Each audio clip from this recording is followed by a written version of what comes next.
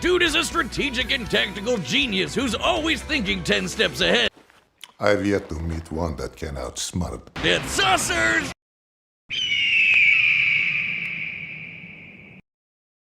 Frieza vs Megatron is a matchup that admittedly not many were too fond of, yours truly included, wanting Megs to face the likes of Vilgax or have Frieza clash with someone more on his power level instead. It's somewhat of a deja vu from the Only situation, in which many prefer and still do Bardock as Omni-Man's opponent, yet the episode turned out amazing anyway. So, did that battle once again manage to craft peak out of mid? Let's find out. It's insane how this season as someone managed to make me feel nostalgic of the big numbers and stats that by now became a meme in the community. So seeing the Giga Septi Baby Yoda Tongue trillion level stats return felt oddly refreshing instead of tiring. I really like the considerable amount of time they spent over Frieza's real life inspiration being real estate agents. It's a fun fact about the character and introspective anecdote about Dragon Ball's creator that's now been divulged to a wider audience. And it's the level of care I wish it went into trivia, such as explicitly delving into how both Cole and Alex were inspired by Spider-Man,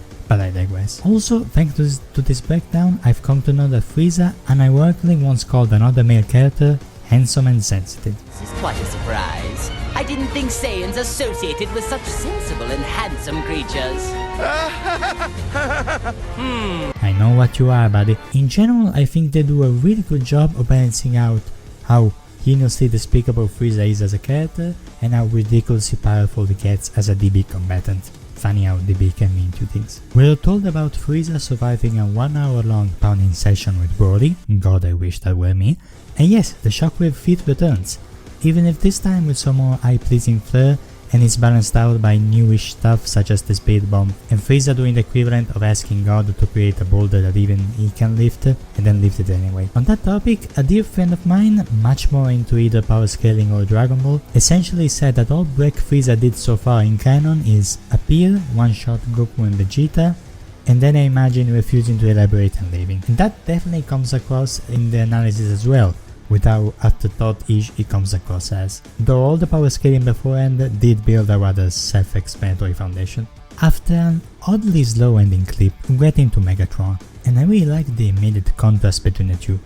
Whereas Frieza's species as an unknown pest, we get essentially an history lesson on a very political bedrock of Cybertron society, and how that shaped Megatron into what he is today. I love how nuanced and dynamic his presentation is, basically going on a whole character arc doing the analysis itself, from his fall to grace and back into the light, in sheer contrast to Frieza's bit ending on him being an heartless bastard who will just find more colors to wear while keeping on being said a heartless bastard. I also like the Eobard-esque trivia of Optimus being present in both Megatron likes and dislikes, showing their complicated former fallen friend dynamic, a constant in most iterations. Speaking of linking stuff together, I wish they made an explicit connection between the irony of Megatron hating capitalism, despite being a very popular product of it as a children's toy, in the 4 times they underline its nature as a children's toy.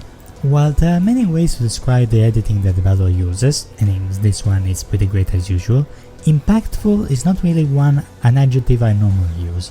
But this part right here, Megatron was convinced that peace could never be an option. The slow build up followed by Megatron killing his would-be assassin really sells the anger and frustration is endured and the limit has been broken. All with some zooms and sound effects. Also, it can turn himself into a gun. Funniest shit I've ever seen. Rigor mortis aside, in the last few bits of Megatron's breakdown, I feel like Boomstick perfectly fulfills his role as an audience surrogate, such as his amusement at Megatron's main transformation or his reaction at the former Gladiator turning a new lift. The last line really works especially, again emphasizing the differences between Megatron's ever-changing nature versus Frieza's stagnating evil. Also great background music for both. But again, not sure why the end clips are so oddly timed. Speaking of time, thanks for the tip, the way the battle starts perfectly captures the nostalgic cartoon vibe, hey I managed to go this long without saying vibe, true to both of their respective series, in both the Meanwhile the Legion of Doom-esque title card, and especially the trumpets, which I was kinda surprised to find that in part of the actual score. Anyway, Frieza's forces knew up their way towards Cybertron, with some war drums emphasizing the tense negotiation between the respective leaders. This aspect alongside the shaky cam gave me some documentary/war movie vibes, as if something really important was going on and we were witnessing it historically. Now, I rewatched this preview countless times, in great part for the visuals, but mainly for the way they instantly managed to capture both Frieza and Meg characterization in just a few seconds, which isn't to be underappreciated. On one hand, we have Frieza passive-aggressively threatening to conquer a planet he's not even concerned remembering the name of.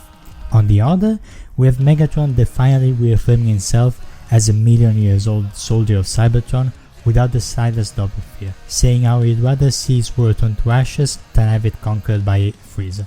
Obviously, this particular comment didn't age too well. Might as well mention the amazing vocal performances from both Little Kuriboh, who reprises his role from Abridged Frieza, and Tom Shark, whose voice acting range has to be heard to be believed once you read his Dead Velvet credits. It's amazing, really. They both try to dehumanize each other, well, as human as they can count, with Megatron calling Frieza a filthy organic scum, and Frieza's statement about treating Megatron's body like spare parts for a new mothership once he's done, in the first of many raw lines of dialogue in this fight. After throwing back threats, Megatron throws back Frieza's supernova as well, succeeding where Baldur couldn't, and the latter just lets it hit him and all of his troops, perfectly showcasing his sociopathic and arrogant nature, alongside his beautifully rendered final form. In yet another contrast, when an attack goes towards Megatron's own group of people, he angrily retorts with a barrage of laser beams. While this is not the first character A defense plays from character B type of setup, this fight takes a very unique route by including Cybertron almost as if it was its own character of the fight, making it feel as if it has an health bar that Megatron is constantly trying to defend from Frieza as it tragically goes lower and lower throughout the fight, kinda like Metropolis from the Superman Returns video game, if you can remember. It goes without saying, but the animation in this fight is god tier, no, unicorn tier. It perfectly captures the speed of Dragon Ball fights with a touch of the power from Transformers action sequences. That's without getting into how superb the effects look, be it Frieza's death everything or Megatron's antimatter. This is Animator Devil Ultimate's very first Blender animated fight, and like, I can only imagine what the next one are going to be like. It is how it starts. Megatron activates the panic bubble as it traps Frieza inside, then pinballing him out of it before Frieza gets up and cracks his neck as if this was just another laser enhanced martial arts tournament and not a cosmic clash. I have seen many criticize the pacing of this fight as its one true weakness, and well, when it comes to how much of a deal they made about the panic bubble versus how much is actually present in animation, I 100% agree. Unless you refer to the storyboards, which do have some interesting differences with the final product, stay tuned until the end. But everything else feeling quote slow paced? I'm sorry. I don't think the sheer sense of skill and power would have hit nearly as much without the many lingering shots we got. It's one of the many reasons why I don't think the forevermore space sequence holds any weight. Unfair comparison, yes. Most direct example I can think of, also yes. Despite Megatron being the most nuanced and dynamic character of the two, they perfectly managed to capture multiple sides of both combatants. We have Megatron, the unyielding defender of Cybertron, his gladiatorial passion for combat, and the strategist who loves to play mind games. With Frieza, we got his false pleasantries, cold indifference, and easily wounded ego, followed by speeches ending tantrums. The character writing for this season has been pretty much immaculate, and it just makes me so glad that this is the season I decided to make reviews of. Frieza instantly transmits himself onto Cybertron, failing to sense Megatron's ki since he's technically not a living being. And I love how in a cosmic battle such as this, they still manage to get something as simple as Megatron blending with the surroundings in his vehicle form, catching Frieza off guard as the Emperor tries to tank the tank's energy blow, but then says no thanks as he turns into his Golden Freddy mode. With once again some brilliant animation, slow build, and just visuals filled of Frieza's ego as he elegantly poses with music and visuals that frame him as divine as possible. In a sequence one-on-one to the anime even. He then throws another death ball at Megatron, who stares at it long enough for me to take yet another screenshot of this already highly screenshot-worthy visual spectacle of a battle, before shooting the ground to propel himself into tank form towards the attack, transforming with his classic sound effect and laughing as he shoots the attack back again. There's just something about this whole sequence. I don't wanna call it silly, but you're just so proud of what Transformers is. Like, yes, this tank just shot the ground to launch itself towards the planet destroying mode. what you gonna do about it? It's raw as hell, but in a very specific language. In fact, Megatron never once shows any hint of fear throughout the whole fight. He's either unfazed by threats, fighting with fury, or laughing like he was back in the gladiator arena. And yet another display of character accuracy, Frieza does something as underhanded and despicable as only he could do, using the same planet Megatron is trying to defend to sandwich him against the death pole. As the planet's core is slowly crumbling, Frieza taunts Megatron, who's on his hands and knees looking at Cybertron's destroyed core with despair. Doesn't this just always happen?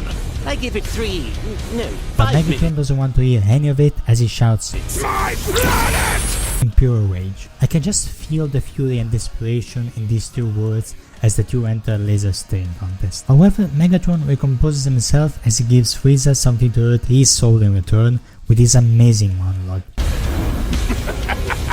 Behold the mighty Lord Frieza, ruler of a dying planet. My planet. Where is your army? Where is your ship? So powerful, and yet you will wander the depths of space for eternity. All because of me! What a Which I like to think is a universe card or when Frieza said this to Vegeta. I'm sending you back to hell. Ha ha. Your threats are as empty as your title. All hail Vegeta, Prince of No One. But this is all a ploy to get under his skin and hurt his ego long enough for him to step into the anti-matter wave. But even then, he managed to sneak in another My Planet, letting slip how personally this really is for him. The scream of agony that Black Frieza makes, on top of being another great performances for Little Corridor, just made for a great fake out alongside the music fading and Megatron emerging laughing, simulating victory for a split second. What happens next is one big reversal of Frieza's Goku final stance on Namek, with Megatron shouting "You fool!" in response to Frieza "I lost all the 80% of my body but I'm 1% done with you" attack. But unfortunately not having the same luck as the Saiyan as Frieza's Death Saucer caught through his attacks, neck and planet, practically meaning that yes, Megatron indeed died fighting for Cybertron till the last second he was alive, even as a torso. With Megatron channeling both Bardock and Goku at different points of the fight, Frieza probably got enough flashbacks for it to further fuel his genocidal pettiness onto a whole new species. Cybertronians must kill them all. Swearing to end all Cybertronians based on this encounter alone. The cold hatred in how he pronounces every syllable in Cybertronians, and compared to how I couldn't even be bothered to remember the name at first, coupled with this pose, just makes for a very ominous ending, and honestly gave me chills. Now, while Frieza's resolve space spells major concern for both Decepticons and Autobots, it does go to show just how much of an impression Max left on Frieza, carrying on this season tradition of giving losers their olive branch. On that topic, yes, while Max was outclassed in most areas, he still managed to outsmart Frieza multiple times, put up enough of a fight for Frieza to end up half of whatever his species they used to be, and the Dragon Ball villain requiring his most powerful form and total planetary annihilation to put his opponent down for good. Megatron got this close to fully destroying Frieza, with the only factors working against him being Frieza's speed and resistance, which were beyond pretty much anything Max could reasonably expect. Hell, I've seen Dragon Ball fans call the speed feats super ridiculous, let alone Megatron. From his point of view, he did everything right, which adds a further tinge of tragedy to his failure. The more I think about it, the more this whole ending feels like a pessimistic twist on both Homelander and Beardcord. Like the former, we have a morally tragic space warrior veteran against a spoiled brat with a preference for power over tactics. Except the latter actually wins in this case and similarly holds true to the promise of killing everything and everyone the veteran cares for. And like Beardcord, the more heroic loser manages to leave a mark against the more morally heinous winner. Except, Bill definitely cares more about being stuck in another dimension than Frieza cares about losing some troops that he would kill anyway for shits and giggles. It's honestly Megatron's attempts at framing it as if it was a big loss for Frieza that set him off more than anything. But like Beardcord, even though the one I was rooting for lost, what we got is such a masterwork of animation, visuals, music and voice acting that I don't really see any loser here. In the end, Megatron's rebellious spark was enough to scorch Frieza's frozen ego.